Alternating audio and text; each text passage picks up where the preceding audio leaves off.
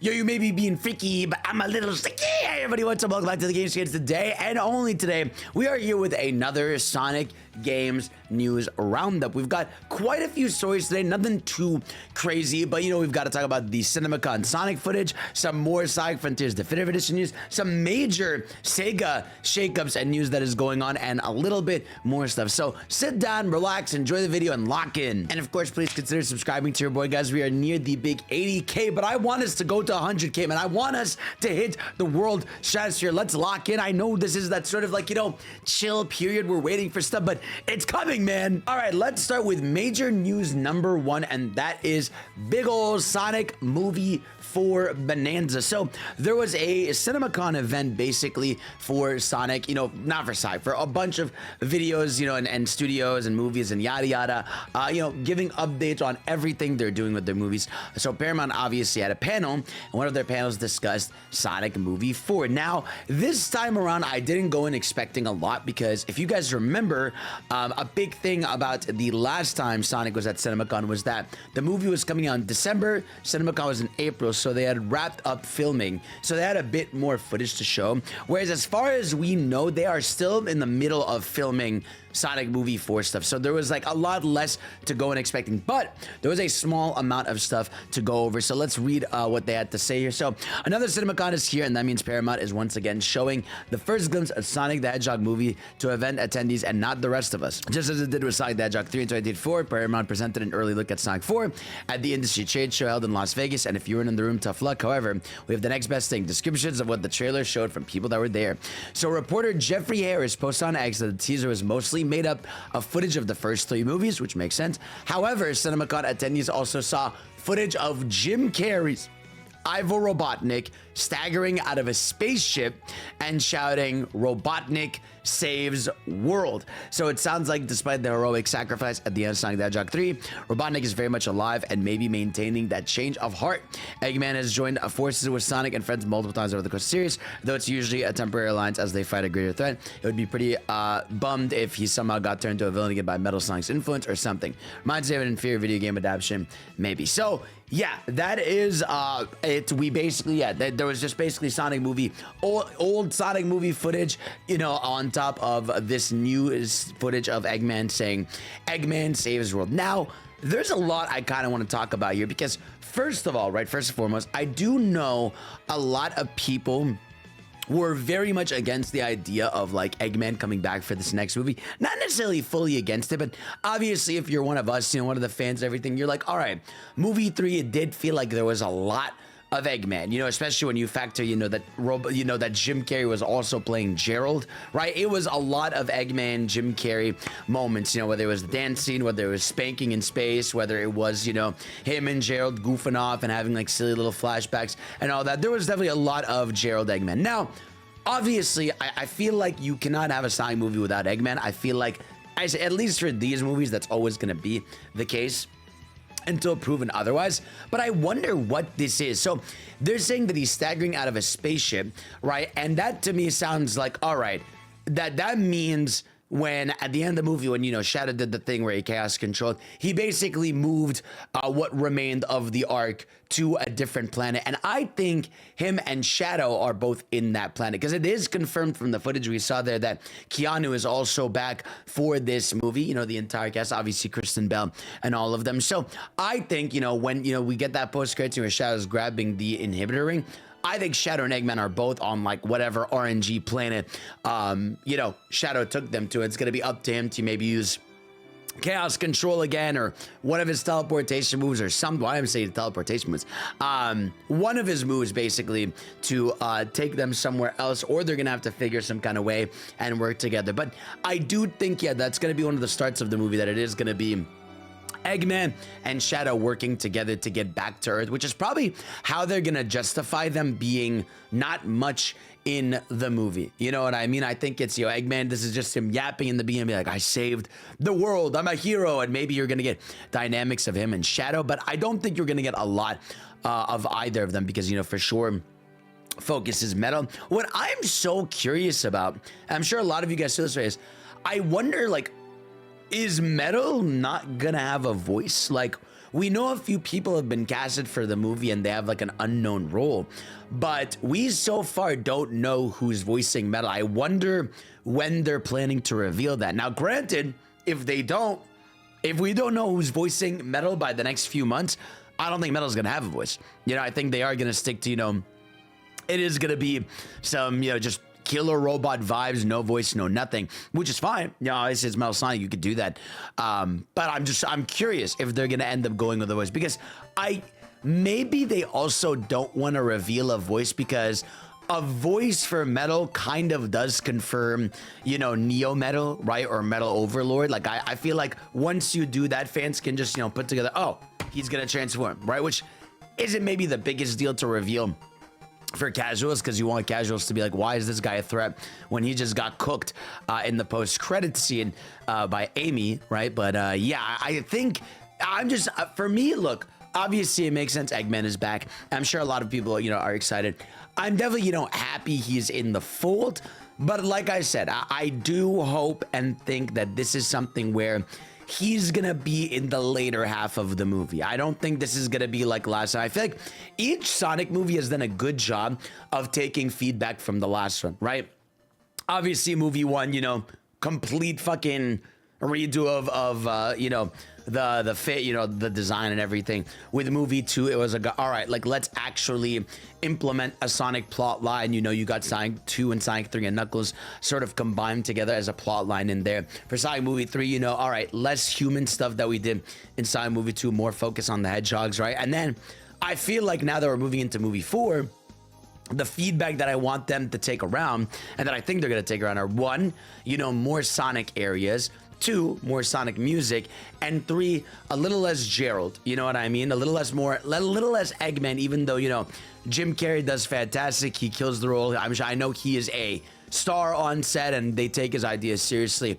But yeah, I think those are the big 3. Besides that, lock in, make your moves. And yeah, and for those asking, when do you think we're going to see the movie? You're not seeing this thing till I really think October, to be honest with you, right? If this movie is coming out in March, early March, this is a trailer you're gonna probably expect to see around 4 months before launch, which is like what they always do, you know, for the Sonic movies. They did this even for Sonic movie 3, where the trailer was in August, the movie came out in December, right? And if I remember correctly, Sonic movie 2, yeah, the debut trailer was at the Game Awards in December, and movie came out in April. So we're looking about, you know, 4 to 5 months pre-launch trailer. So we've still got a good chunk of this year that we got to go with no footage. I'm thinking probably late October, early November for when the first trailer is going to drop. And hey, man, I'll be there. I'm excited. I'm hyped with you all. Ah, yes, the ever-ending quest of Sonic Frontiers Definitive Edition. So I briefly touched on this on my last video about Sonic games on Nintendo Switch, but I figured I'd mention this here since it's a news video. But yeah, Sonic Frontiers Definitive Edition was spotted at a French retailer, so Gamely online store. They previously listed Sonic Colors Ultimate and Sonic Origins prior to their reveals. Currently release dated for June 2026, which might be a placeholder. It's funny, right before recording this video, I checked if this was still on the website. It's not. So they did take this down. They were like, oh shit, what's going on here? Why are people pre-ordering this thing and all that? So yeah, we have another confirmation of this thing. This is priced at what is 50 euros in USD? Let's do like a discovery. 50 euros in USD. Let's see what it is. It amounts to 50. Okay, so 60 bucks.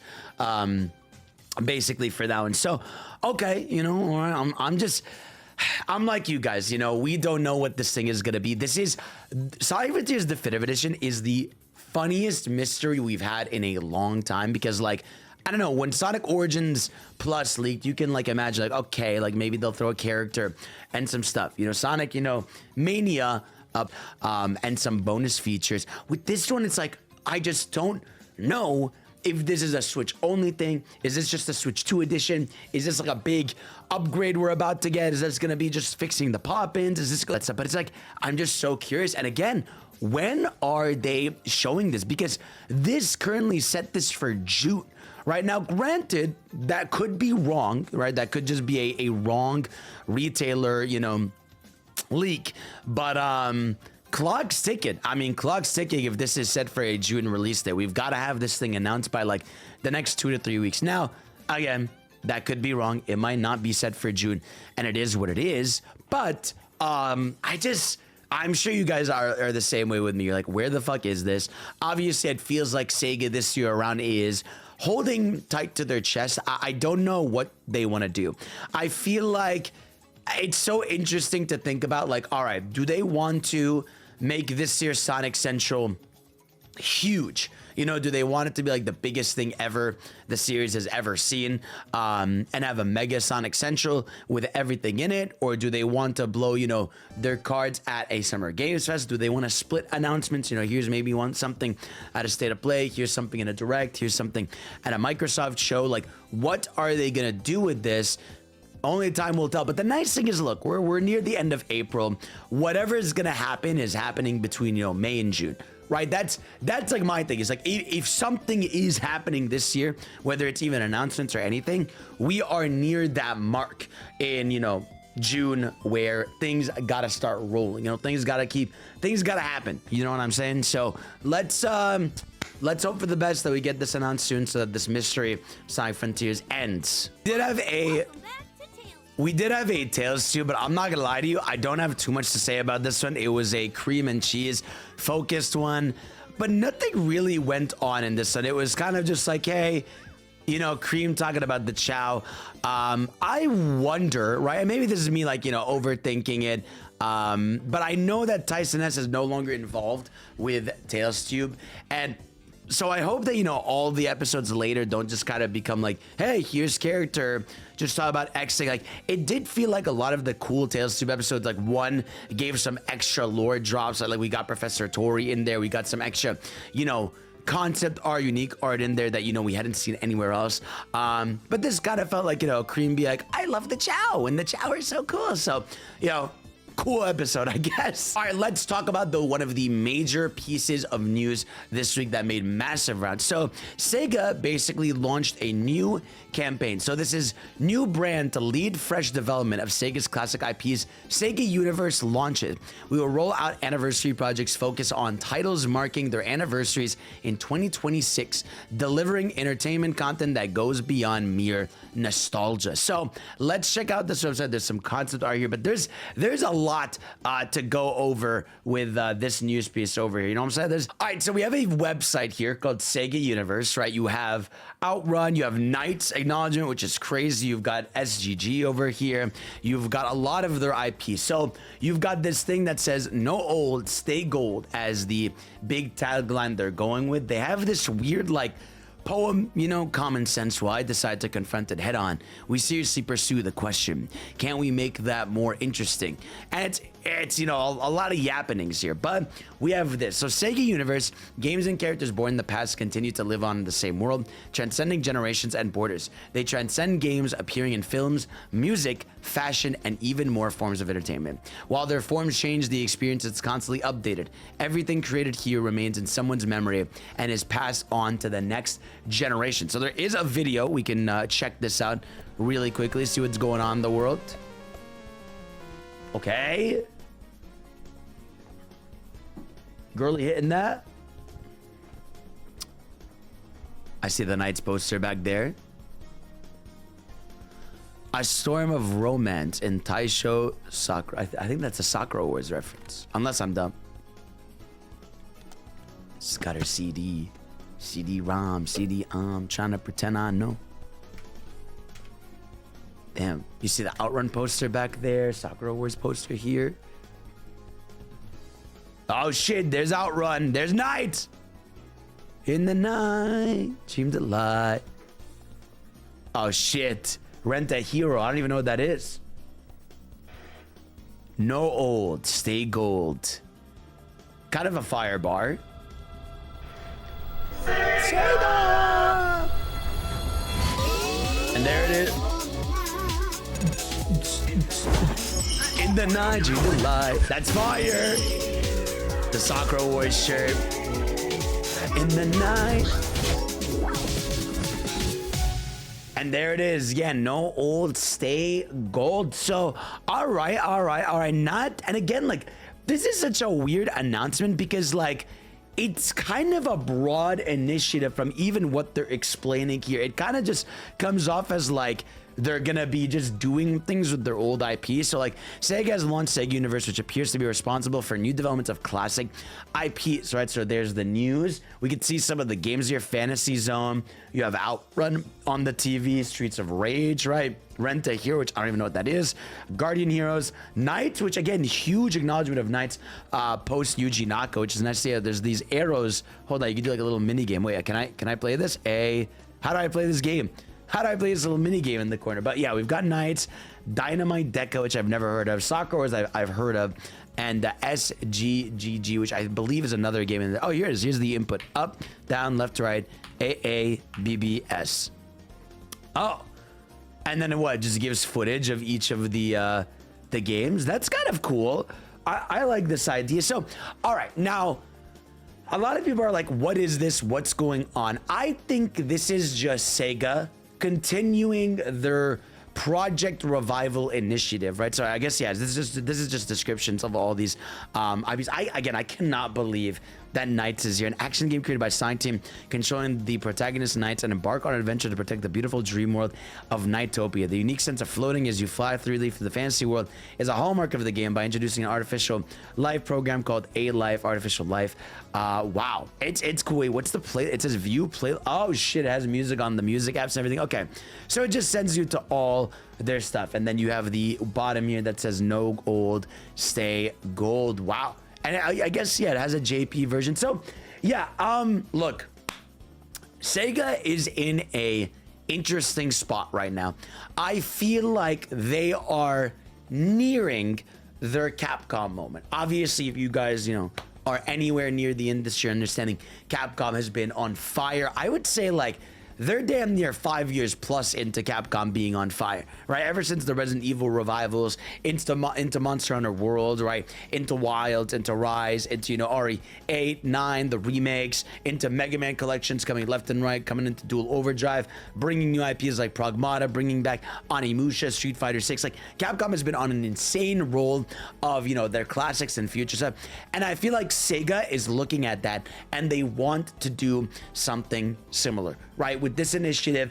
And the only thing about Sega is that I feel like they're waiting till everything is ready, because we already know from years ago at the Game Awards, you know, that they have their classic IP revivals. We've had one of those released since, and that was Shinobi. And to be fair, Shinobi turned out pretty fucking fantastic. People love the Shinobi game. I need to sit down and play that game, but people love that game. They swear by it. They say it's fantastic. But we still need to know what's going on with that Jet Set revival. We need to know what's going on with the Crazy Taxi revival.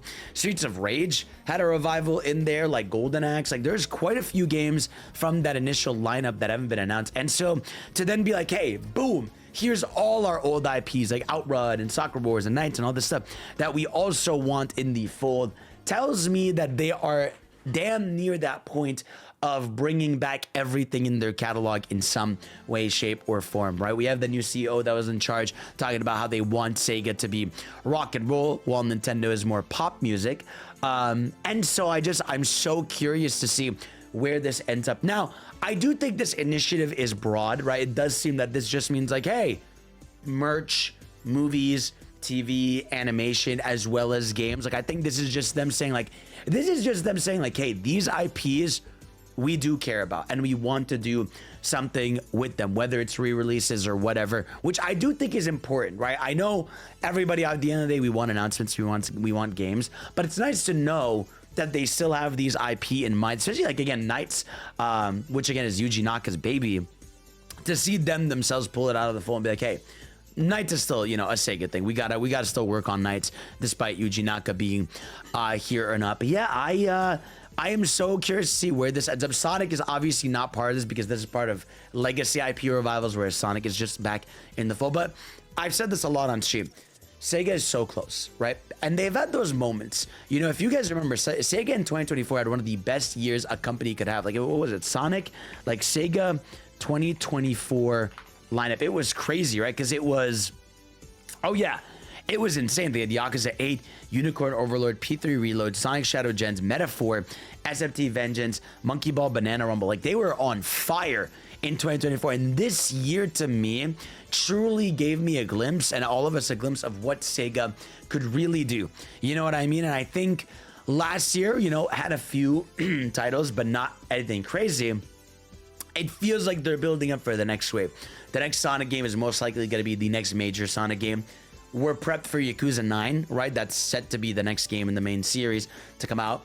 Persona, we're still waiting. They're in the anniversary period. They still have to show Persona 4 Revival, maybe tease a little bit of 6. And again, they have all the IP Revival stuff that they've been working on. So Sega, lock in. People are trusting you. It's time.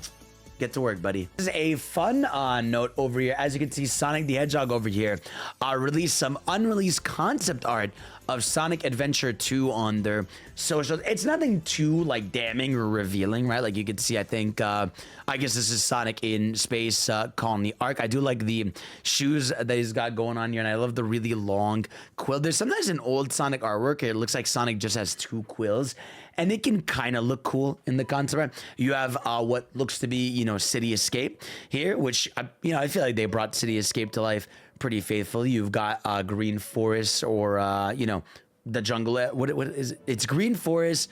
What there's that White Forest. I think it's Green Forest and White Forest. I could be wrong about that, but you know, this pretty much came to light. That's pretty cool. You've got a beautiful look at Pumpkin Hill. I still think Pumpkin Hill as a location like needs more. You know what I mean? Like, I feel like it should be popping off a lot more. I wish they would go back to Pumpkin Hill of all the locations that they've revisited. You've got another look at City Escape here. We love it. I like seeing the bottom of the shoes. Again, the 2 quill look for Sonic. Interesting go about for this. And then you've got the altar, you know, that you often see in the games. Enough of you talking, Flower.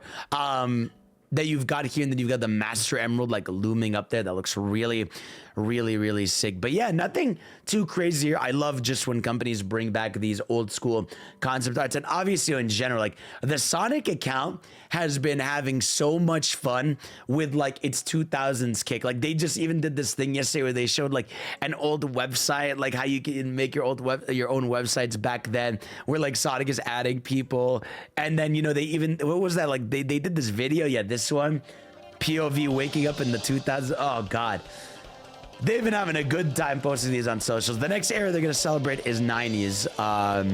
But yeah, listen man, this, I'm just saying, right?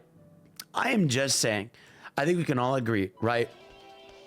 In March we had, you know, the 2020s, or like the 2010 celebrated. April 2000 celebrated. May, it's gonna be the 90s, and then it feels like they're prepping it so that June is like, boom, the next generation of Sonic, right? I really do in my heart of hearts, and I would be shocked if I was wrong about this. I really do feel in my heart of hearts that June is gonna start everything that is to come. Whether it's something small, whether it's a teaser, whether it's literally just a shot of Sonic in a CG, you know, background standing with a new look. I really do think we are extremely close to the next generation. A small one, right? People were kind of yapping about this one. So Sonic Forces has been trademarked by Sonic. I don't think this is a big deal. I've seen some people be like, oh my god, is it happening? Are they bringing it back? No. Again, they have an active mobile game right now called Sonic Forces Speed Battle, and this is just probably renewing the trademark for it so that, you know, it doesn't get lost into the abyss of this world. You know, Sonic is getting a Sonic R is getting a decompile on PC. If you look over here, they're doing a decompile for the game. Now, for those that don't know what decompiling is, it's sort of like, it's become more popular recently as a lot of people are figuring out old games. In simple terms, it basically means you can download the game on your PC, you know, without needing like the ROM or file. I think recompiled, you still need like an ISO, but I think when it's decompiled, you can just download the game. But inherently, what it means is that the game is natively playable on your computer, which makes it easier to crack. Like, it makes it easier to make mods for, or change the game entirely, because, you know, it now has a version of it on PC. You know, again, I'm not explaining it probably the best. There's probably someone smarter than me able to explain it. But yeah, this means people are going to be able to do stuff like widescreen, 120 FPS, you know, change the controls, all that stuff. So yeah, pretty cool that this exists. Obviously, I can't wait to see more Dreamcast games or recompiled over here. So what did they do here? Yeah, here it is. Why this is captured the game running on Mac, not a Dreamcast. Why does anyone care about it running on Mac? Because this time around, there's no pre-existing decompiled code base to even base the Dreamcast port of. So pretty big stuff, man. I love when Sonic fans do shit like this. I hope that they do this with every Sonic game. You know, by all means, go crazy with it, or at least every classic Sonic game. So it's pretty dope.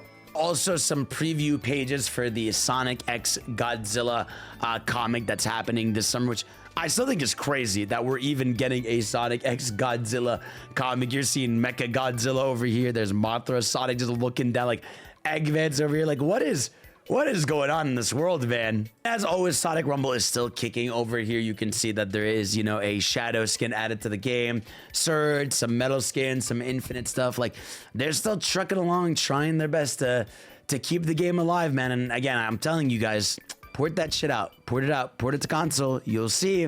I did see that Sonic Speed Simulator has Chronos in it now, which cool, right? I do know, you know, some people like how the physics are in this game, but it is still Sonic Speed Simulator, which means they're going to open it to 50 pop-ups of buy 5,000 skins, revive Sonic 50 times.